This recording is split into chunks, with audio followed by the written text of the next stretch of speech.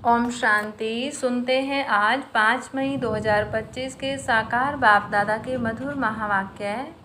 बाबा ने कहा, मीठे बच्चे, सदा इसी नशे में रहो कि हम संगम युगी ब्राह्मण हैं। हम जानते हैं जिस बाबा को सब पुकार रहे हैं वह हमारे सम्मुख है। प्रश्न, जिन बच्चों का बुद्धियोग ठीक होगा उन्हें कौन सा साक्षात्कार होता रहेगा?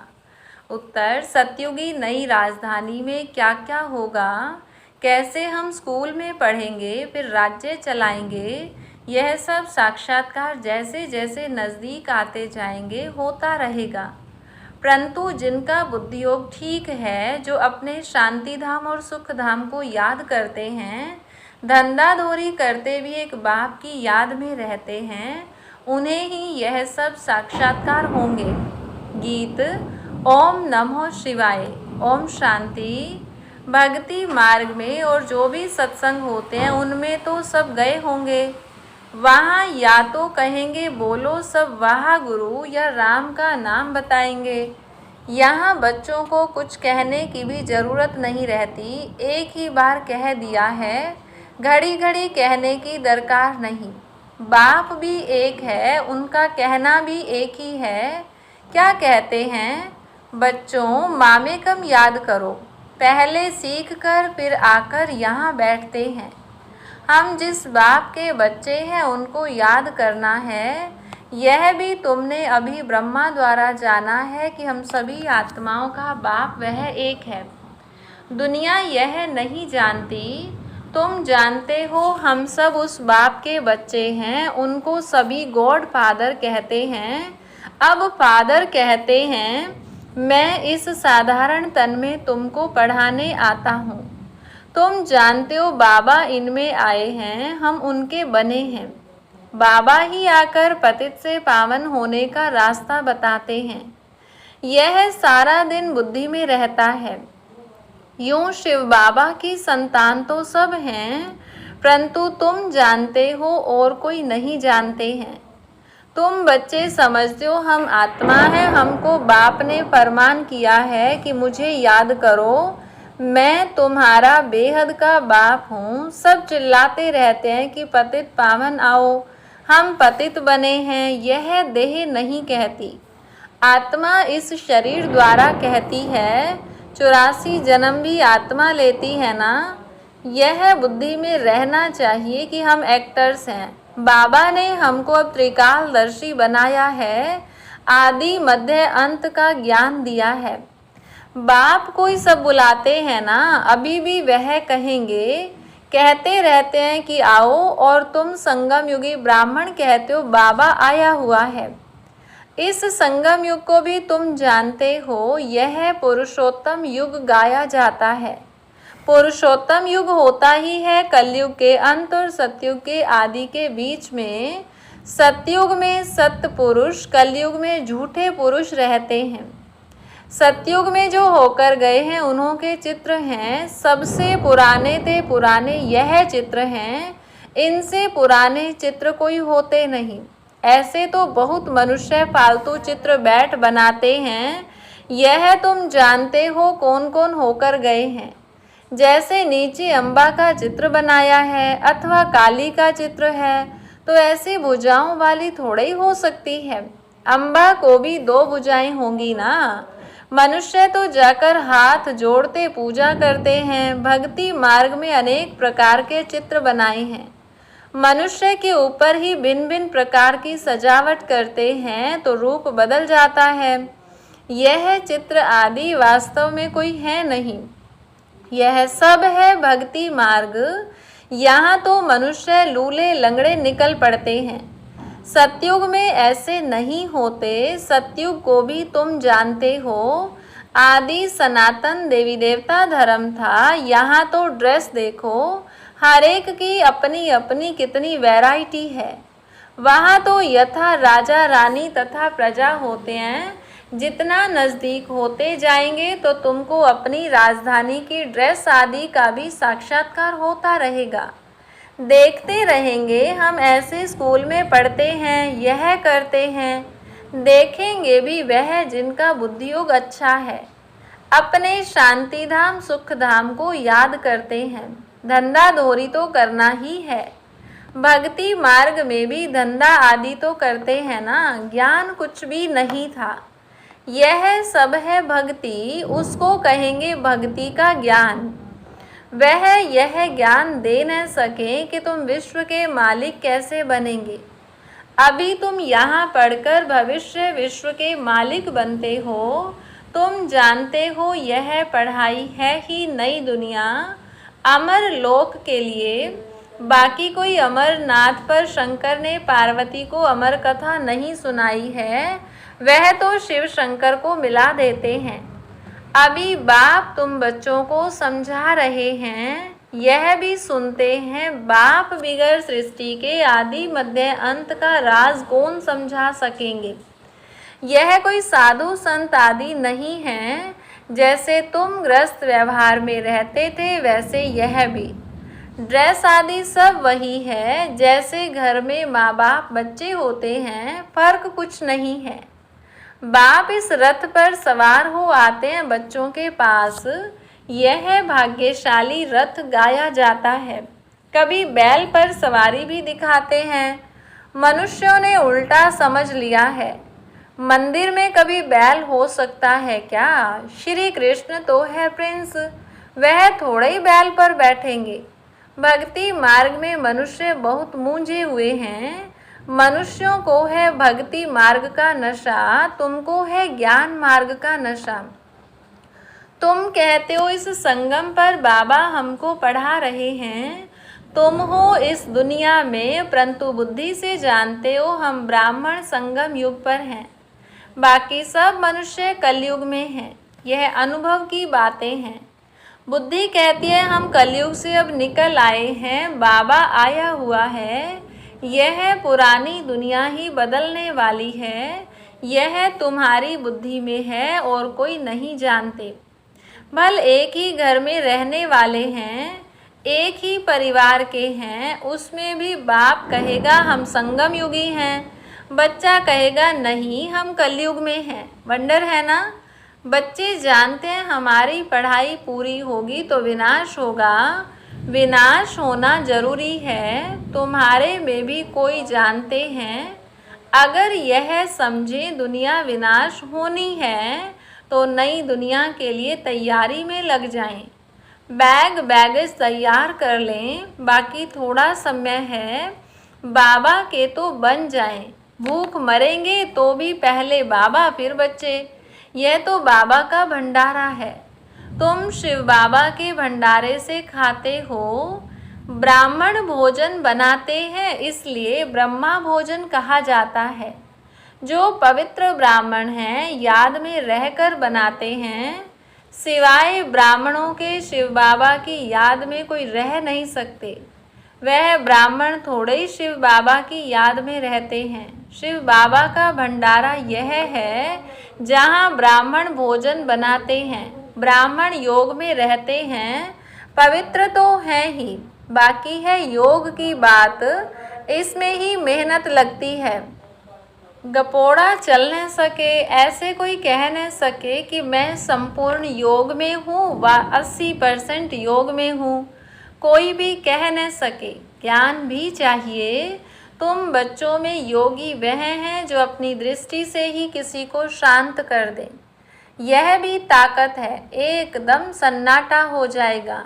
जब तुम शरीरी बन जाते हो फिर बाप की याद में रहते हो तो यही सच्ची याद है।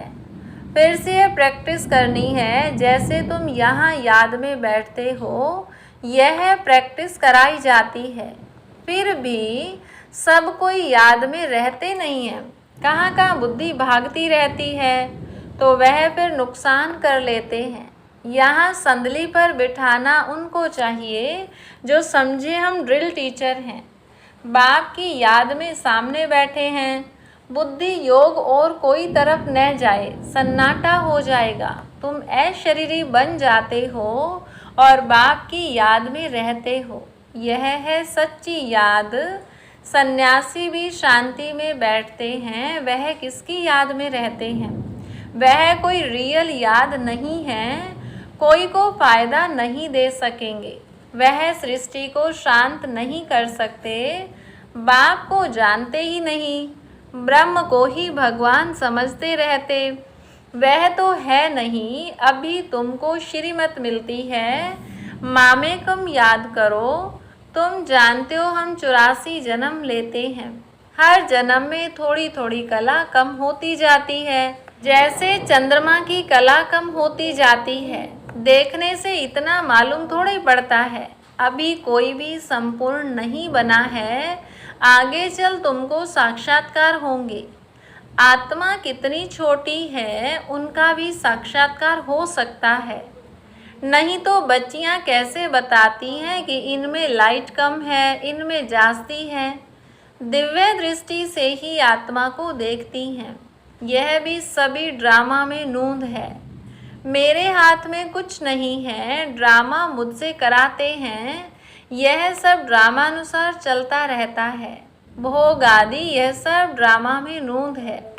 सेकंड बाय सेकंड एक्ट होता है। अभी बाप शिक्षा देते हैं कि पावन कैसे बनना है।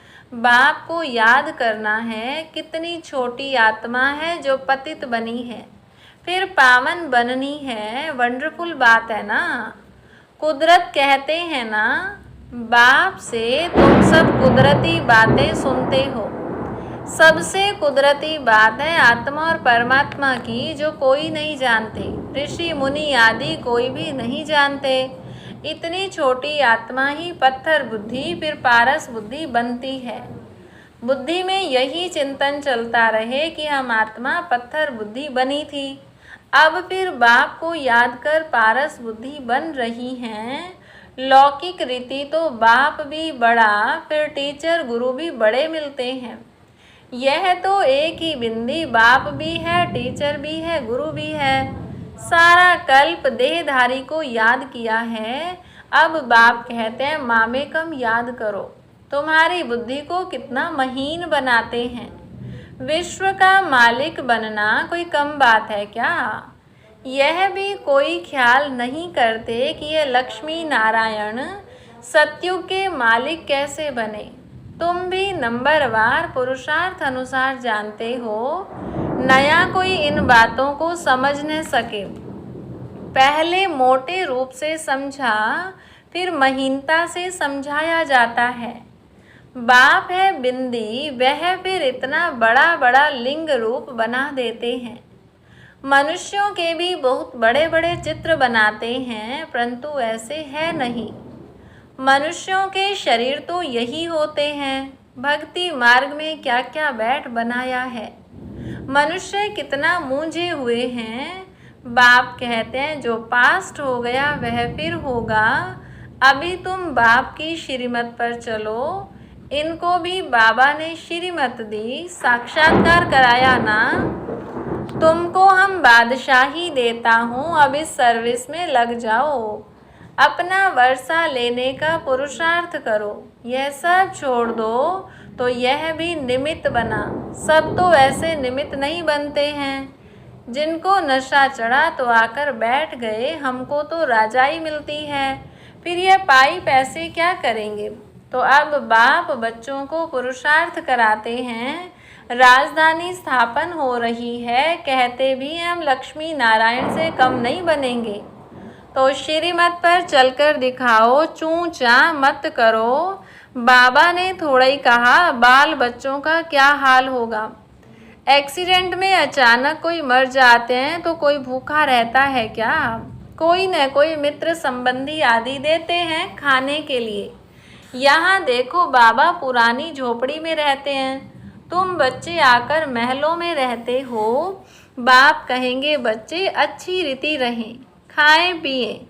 जो कुछ भी नहीं ले आए हैं उनको भी सब कुछ अच्छी रीति मिलता है। इस बाबा से भी अच्छी रीति रहते हैं। शिव बाबा कहते हैं हम तो हैं ही रमता योगी, कोई का भी कल्याण करने जा सकता हूँ। जो ज्ञानी बच्चे हैं वह कभी साक्षात्कार आदि की बातों में खुश नहीं होंगे, सिवाय योग के और कुछ भी नहीं। इन साक्षात्कार की बातों में खुश नहीं होना चाहिए। अच्छा, मीठे मीठे सिकिलधे बच्चों प्रति माता पिता बाप दादा का याद प्यार और गुड मॉर्निंग। रूहानी बाप की रूहानी बच्चों को नमस्ते। रूहानी बच्चों की रूहानी बाप दादा को नमस्ते। धारणा के लिए मुख्य सार। पहली पॉइंट, योग की ऐसी स्थिति बनानी है जो दृष्टि से ही किसी को शांत कर दें, एकदम सन्नाटा हो जाए। इसके लिए अशरीरी बनने का अभ्यास करना है। दूसरी पॉइंट, ज्ञान के सच्चे नशे में रहने के लिए याद रहे कि हम संगम युगी हैं। अब यह पुरानी दुनिया बदलने वाली है। हम अपने घर जा रहे हैं। श्रीमत पर सदा चलते रहना है, चूं चां नहीं करनी है। वरदान, परमात्म मिलन द्वारा रूह रिहान का सही रिस्पॉन्स प्राप्त करने वाले बाप समान बहुरूपी भव। जैसे बाप बहुरूपी है, सेकंड में निराकार से आकारी वस्त्र धारण कर लेते हैं, ऐसे आप भी इस मिट्टी की ड्रेस को छोड़ आकारी फरिश्ता ड्रेस, चमकीली ड्रेस पहन लो तो सहज मिलन भी होगा और रूह रिहान का क्लियर रिस्पॉन्स समझ में आ जाएगा, क्योंकि यह ड्रेस पुरानी दुनिया की वृत्ति और वाइब्रेशन से माया के वाटर या फायर से प्रूफ है। इसमें माया इंटरफेयर नहीं कर सकती। स्लोगन, दृढ़ता असंभव से भी संभव करा देती है। अव्यक्त इशारा, ब्रह्मा कुमार का अर्थ है सदा प्योरिटी की पर्सनैलिटी और रॉयल्टी में रहना। यही प्योरिटी की पर्सनैलिटी विश्व की आत्माओं को अपनी तरफ आकर्षित करेगी और यही प्योरिटी की रॉयल्टी धर्मराजपुरी में रॉयल्टी देने से छुड़ाएगी। इसी रॉयल्टी के अनुसार भविष्य रॉयल फैमिली में आ सकेंगे। जैसे शरीर की पर्सनैलिटी देह भान में लाती है, ऐसे प्योरिटी की पर्सनैलिटी देही अभिमानी बनाए बाप के समीप लाती है। अच्छा, ओम शांति।